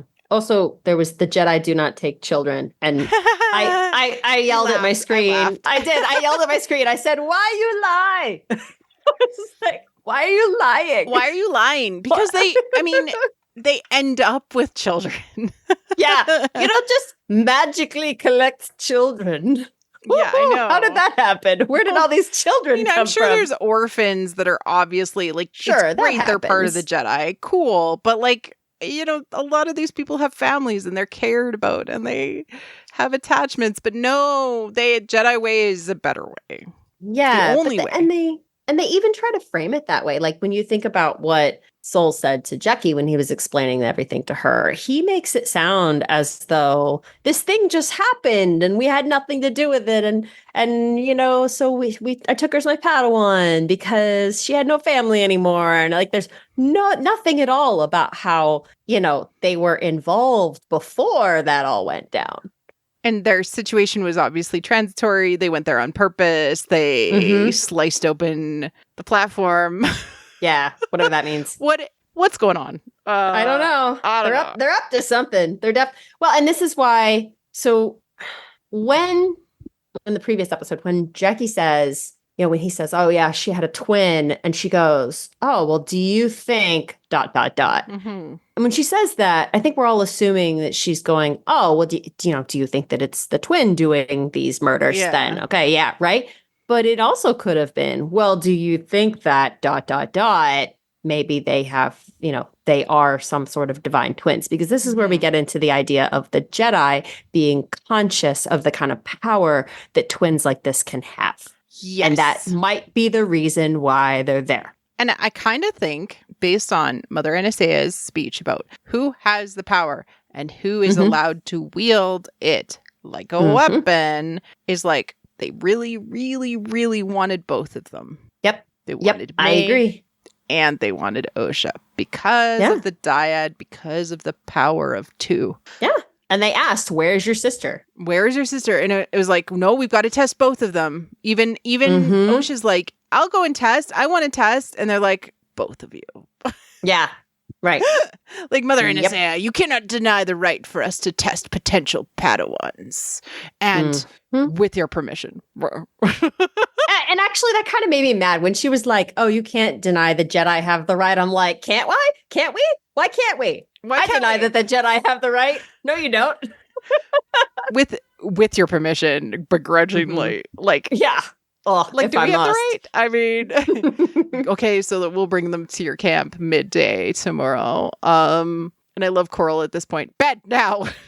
I've been that mom. Oh, I hate to say it. I've definitely been Coral more often than I've been Anastaea in terms of my patience. I try to be a good balance. Yeah. And so Anastaea calls the council, and she really steps in to say, look, she's old enough. She now can know what she wants. And I think that's really important. Of autonomy of children is recognized in this. Yeah. And in so many ways, I just have so many questions about the Jedi taking children who are assuming parentalness over children who are 4 or younger. And it's like, they convince their parents because a child can't consent that way, can't ask. Yeah. But kids who are getting closer to 8 have a better idea of, like, from a development perspective, of what they want. Yeah. In child psychology, 8 is kind of the age at which a lot of things shift in their cognitive abilities and you get rational thinking. You start to develop those things. You can start to understand math and language much better. And they don't really want to test for, like, intelligence before the age of 8.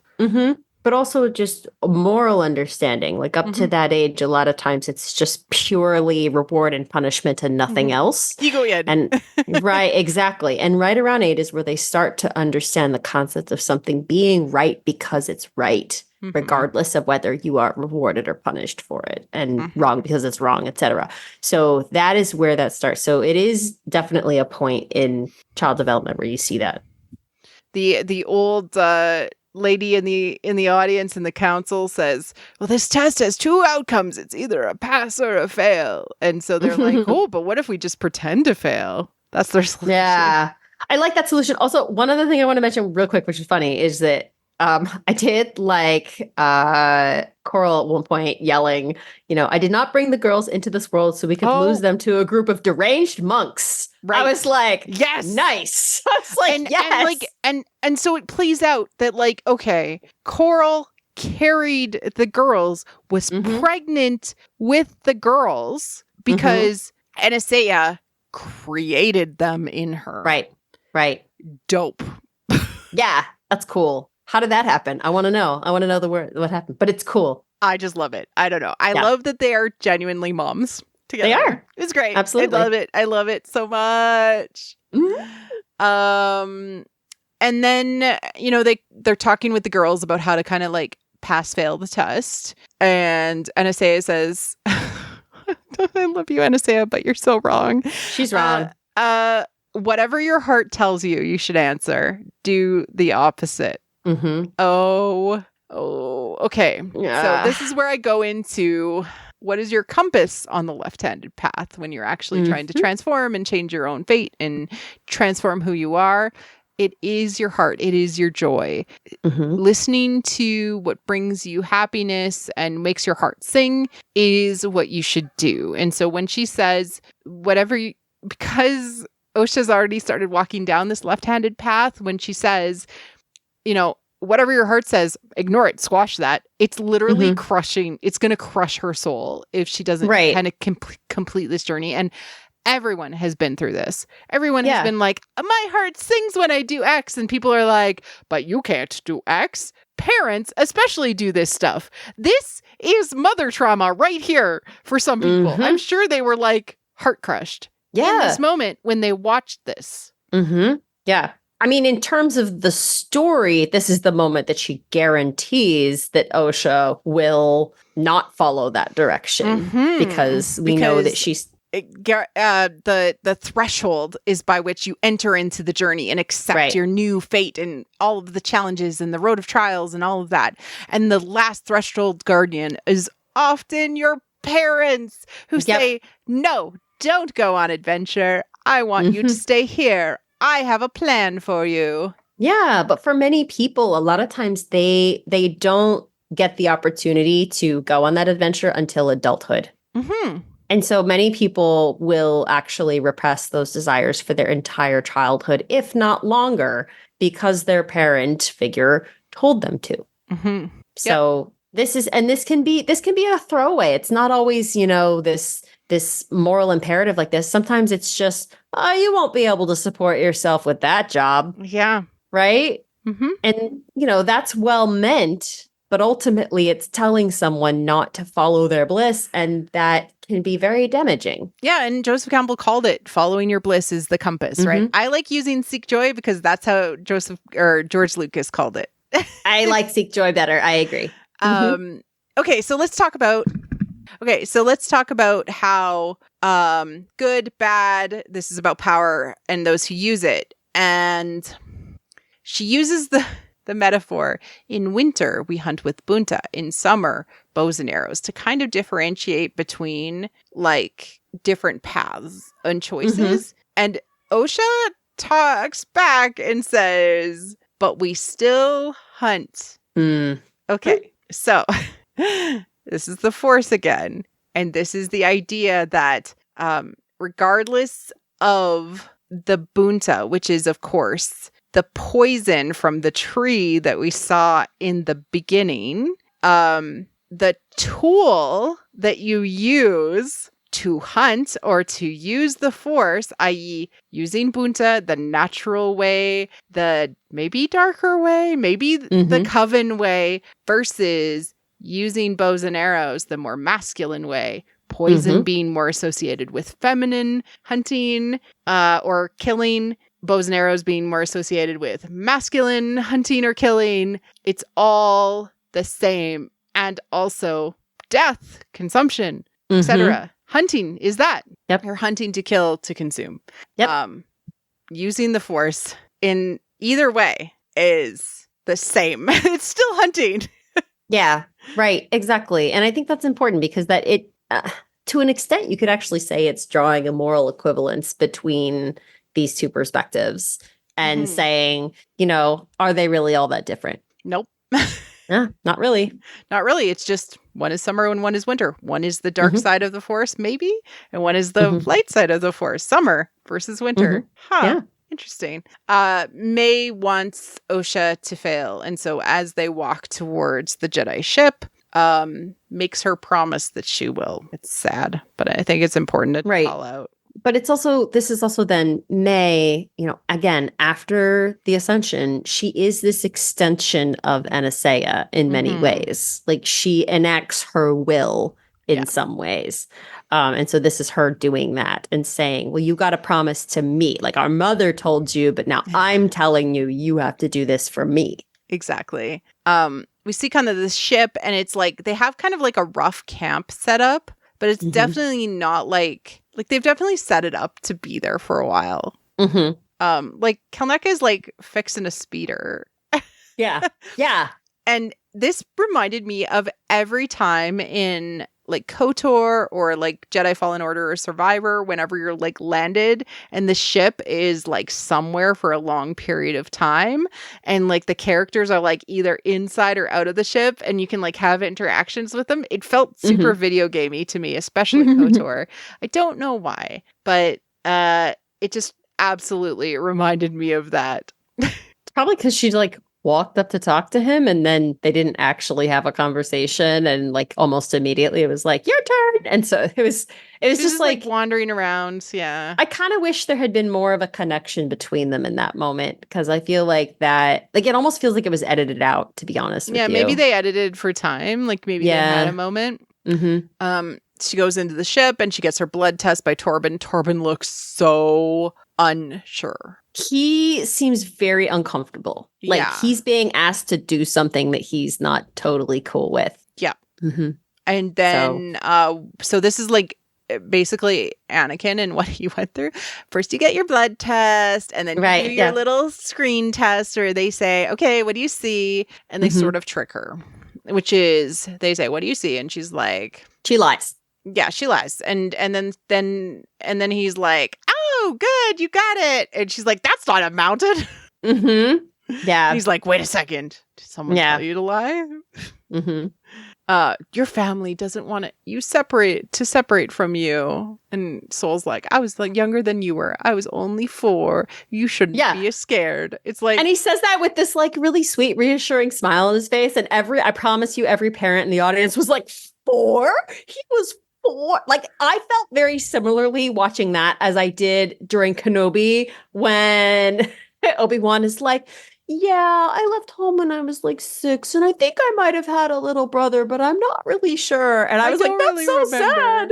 I know. So I was sad. Like so sad. Like, so when Saul is saying like, yeah, I went when I was 4, I'm like, that is not a warm and fuzzy story, dude. No, it's not. At least Osha's like, I don't know. It has some cognition about her. For like, I cannot believe how many little Jedi like babies are. Yeah, like thousands of Jedi babies. Like what? Jedi babies who can't like get through the night without wetting their bed. Like who changes the Jedi bed sheets? I want to know.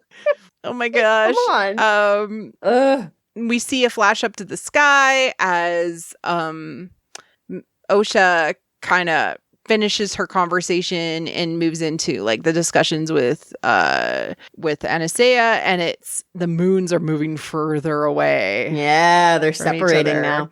And Osha, I want my own path. I want to see the galaxy. I don't want to be a witch. She wants her own path, left-handed path. Destiny is not decided. If you want to pull the thread, pull it. Yes, this is what I'm saying. The point of being a Force user is that you can change the fate. And it's so not new, and yet it's such a good way to explain it again to people. Well, I think it's so important because of the fact that they leaned so hard into destiny and fate and everything over the last few years, especially because of the fact that they've stayed within that really tight timeline for so long. You know, when you do that and all the outcomes are already decided because you know what happens, because, you know, that tight timeline has been thoroughly explored, then yeah, everything is destiny and fate. But when you get outside of that timeline and we don't know what's going to happen to these characters, then every decision they make that affects their fate carries so much more weight because, you know, we don't know how it's going to turn out and how these choices are going to affect them. And Anastasia does the right thing, which is to say, you know, I hear what you're saying. We will consider your wishes as we discuss this. And then she has this like tear and Osha's crying and I love you, Mama. I love you too. Oh my gosh. I know. That's very emotional. And I think we fast forward and we don't really see the outcome, but Osha's packing. And May shows up and says, I won't let you go. You can't go. We're stuck here now. Okay. And immediately 0 to 100, I kill you. Right. I'll kill you. Which... Okay. One quick thing, though, I want to get to before we do that. I want to point out how close May was to breaking out of her, or not May, I'm sorry, Osha.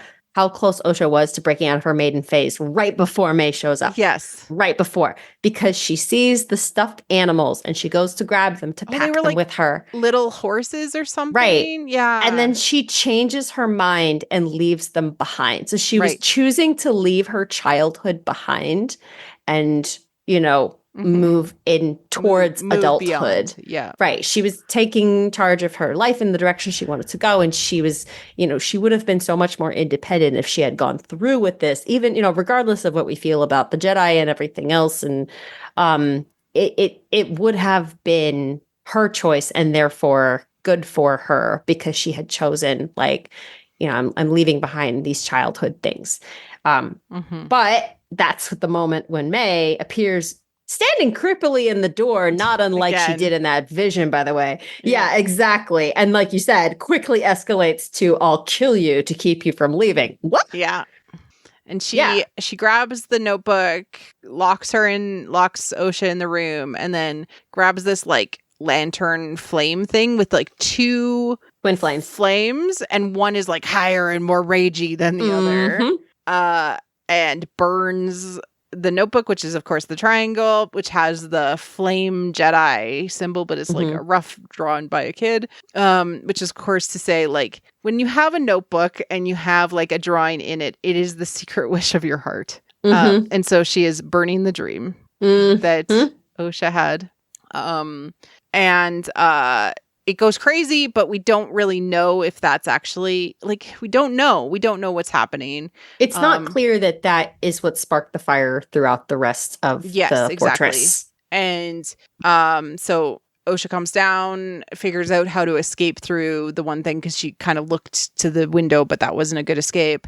Ends up having to go into a cave-like situation, into the dark, into the underworld again. So to protect herself, she is escaping into the darkness and to the protection of probably a shadow archetype. Again. And the explosion, the screams above. I don't think this was May. I just don't see how one little door fire could explode the whole place, basically. Yeah. No, something else happened up there. And then May shows up when Osha comes out of the dark into the heart of the volcano with all this like mechanical stuff as well. And May and Osha are on either sides of a bridge. A bridge broken like this represents a miscommunication. What have you done? What have you done? She's dead. Mama's dead. Okay. Oh my gosh. Everything shakes. May falls into the volcano, so falls into the dark side, into the deep dark side. She is now going to be a dark version of herself because she's probably going to be stuck there psychologically. Yeah. Yes. Because she has basically died. And so when you have a villain who is kind of stuck in the underworld and unable to advance or get anywhere, they are emotionally, spiritually dead. They cannot change, they cannot transform until they find the missing piece that is inside of the darkness with them. And so I have a lot of theories. We'll get to that in the end, based on the symbolism that we are seeing. Can I point out one other symbol that I noticed during this scene? So you mentioned the broken bridge. If in the shot that frames the two of them on either side of the bridge, there's also the hole in the wall behind them that was blown by the reactor. And through that hole, you can see what looks like the bodies of the mothers of the witches.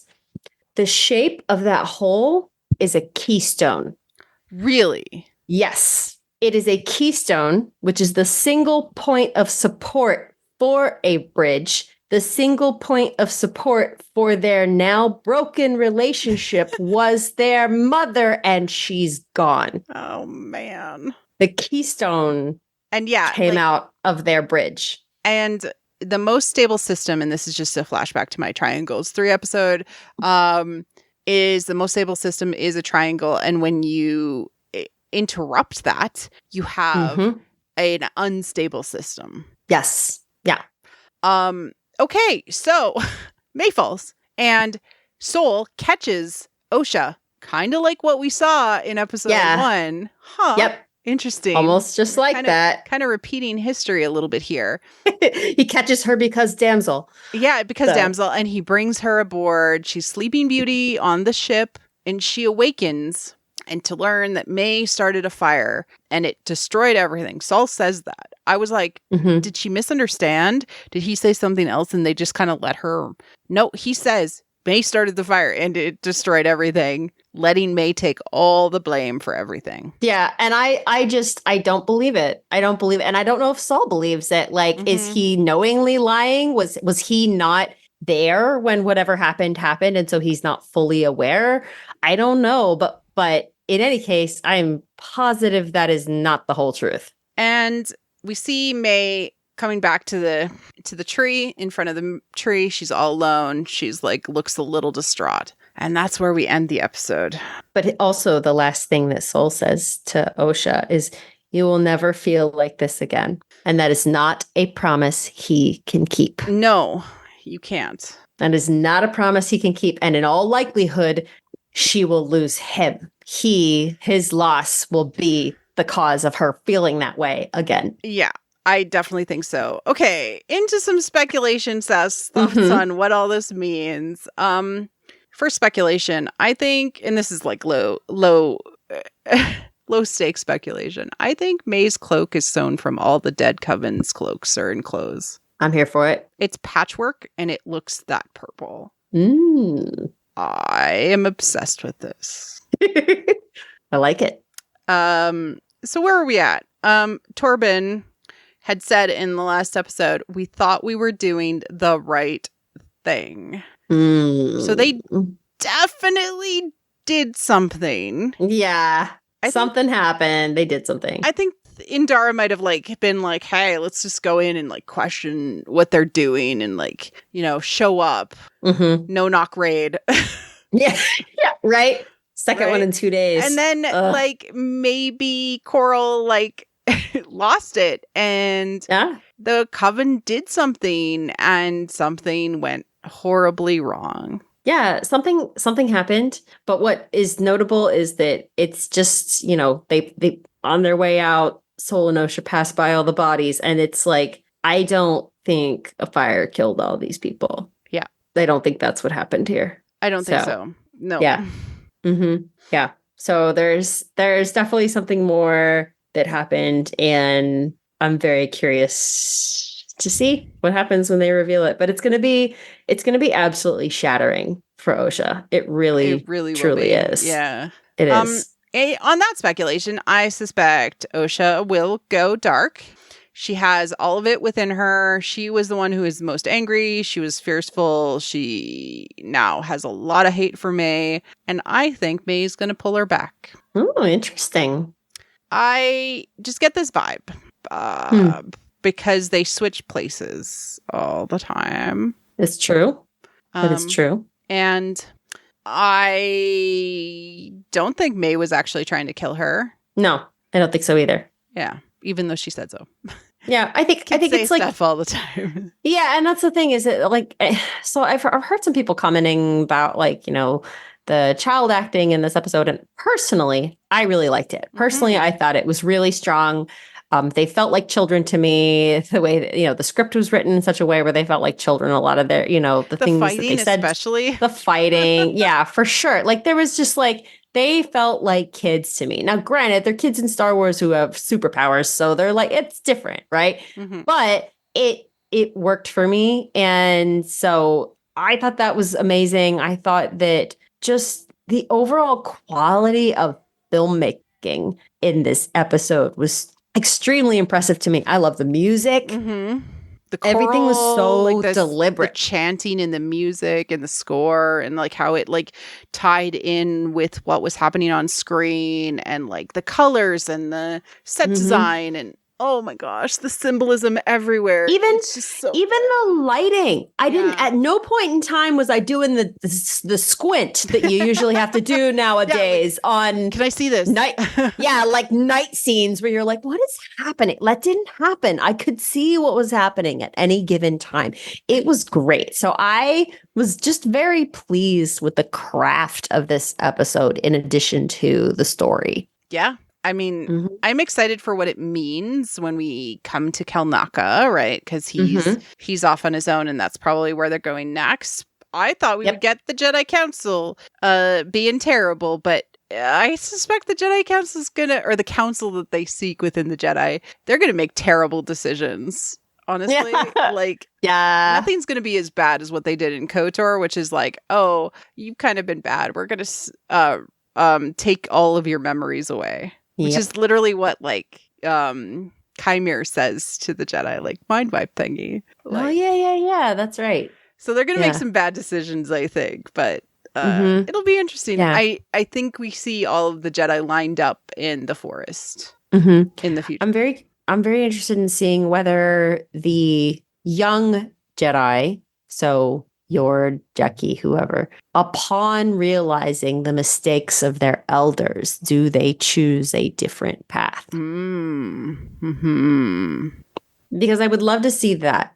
Because again, it's one of the things I've always loved about the story of Luke Skywalker in the original trilogy was the fact that, you know, he became this character that was going to heal the mistakes of his elders and of the past generation. You make a different choice than the generation before, and that's how you break out of the House of Atreus curse.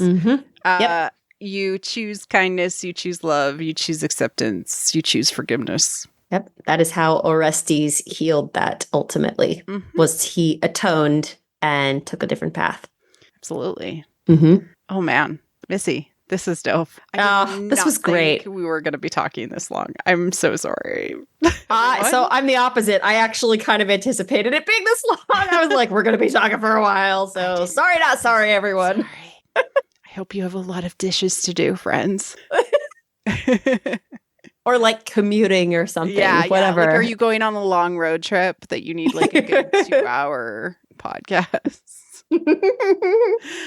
Anyways, we appreciate you so much. We appreciate your interest in the show, coming along on this journey with us. All of you acolytes. I want you to think about all of the things that we've said and come back to us with questions.